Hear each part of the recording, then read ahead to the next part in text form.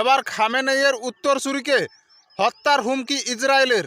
ইরানের সর্বোচ্চ নেতা আয়াতোল্লাহ আলী খামেনেইয়ের মৃত্যুর পর তার ছেলে মোস্তফা খামেনেইকে দেশের নতুন সুপ্রিম লিডার হিসাবে নির্বাচিত করা হয়েছে। আর এরপরই প্রকাশ্যে তাকে হত্যার হুমকি দিল ইসরায়েল। বুধবার প্রতিরক্ষামন্ত্রী ইসরায়েলের কাটজ সমাজ মাধ্যমে পোস্ট করে জানান, ইরান যাকেই নতুন ধর্মীয় নেতা হিসেবে নিয়োগ করুক না কেন তাকে হত্যা করা হবে। কাটজ আরও বলেন, ইরানের পরবর্তী সর্বোচ্চ নেতার পদে যিনিই বসবেন তিনি ইসরায়েল এবং আমেরিকার পক্ষে বিপজ্জনক। তার নেতৃত্বে ইরানের সাধারণ মানুষের ওপর দমন পীড়নও চলবে। এই বিষয়টি নজরে রেখে ইসরায়েল স্থির করেছে, ইরানের কোনো সর্বোচ্চ ধর্মীয় নেতাকে তারা টিকতে দেবে না। তাদের দাবি, আমেরিকার সহযোগিতায় ইসরায়েল পূর্ণ উদ্যমে অভিযান চালিয়ে ইরানের শাসন ব্যবস্থাকে ধ্বংস করবে।